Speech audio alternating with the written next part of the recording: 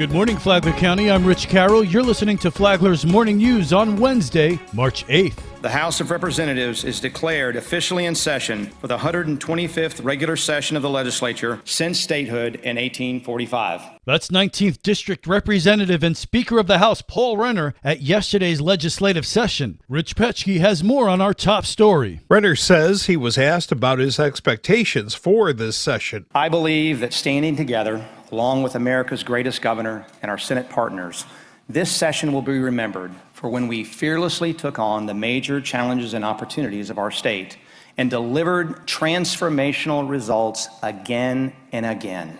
Today begins our regular session, but our ambitious agenda is well underway. Unlike Washington, D.C., in Florida, we don't wait around to solve problems. He outlined some of his goals for lawmakers. We will continue to address affordability concerns through substantial tax relief for our families and the working men and women who need it. Reining in those costs will make living in Florida more affordable and our businesses more competitive. We will redouble our commitment to public safety and reaffirm our respect for law enforcement and first responders. We'll equip our sheriffs with advanced technology to take down the criminal organizations and career criminals responsible for the vast majority of gun crimes. The session is scheduled to adjourn May 5th. For Flagler's Morning News, I'm Rich Petchke. This local news is a service of Flagler County's Toyota dealer, Beaver Toyota, US 1 St. Augustine, here to wow you.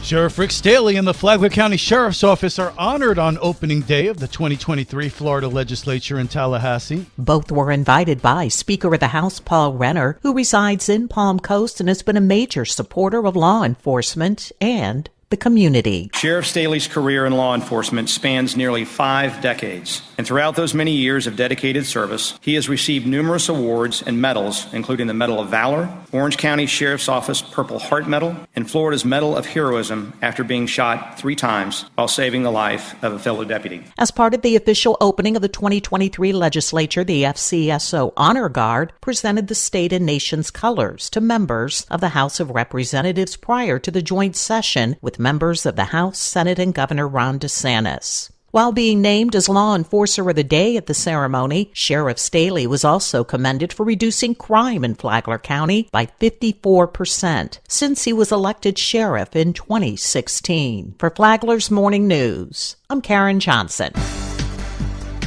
We saw material and labor shortages as well as premium pricing on certain materials, specifically electrical, steel, and concrete. Like all of us, the Florida Department of Transportation is grappling with inflation as it puts forth a plan to spend more than $100 million on projects in Flagler County over the next 5 years. Kathy Alexander Corbin is FDOT's Program Management Administrator. We saw an overall 24% increase on project costs for our lettings, material costs, supply chain issues, inflation. That really was a challenge over the last 12 months and continues to be as we're stepping into the new year. Alexander Corbin says they have had to be adaptable. We saw limited competition and turnout of bid results. Sometimes we only saw one bid at a really high price, which kind of forced us to go back, pull that bid, and see how can we put it back out to increase competition. Flagler's projects focus on safety, capacity preservation, bike and pedestrian, and multimodal transport. They include resurfacing Armand Beach Drive, adding bike paths to Bulow Creek Headwaters Regional Park, and adding a multi-use trail from the Flagler-Volusia County line to State Road 100 along Old Kings Road South. From the WNZF Newsroom, I'm Amy Cherry. Coordinated Opioid Recovery Initiative, or CORE, matches those who want to beat substance abuse with those who have been there. We told you yesterday about Brittany, so today, meet Hope.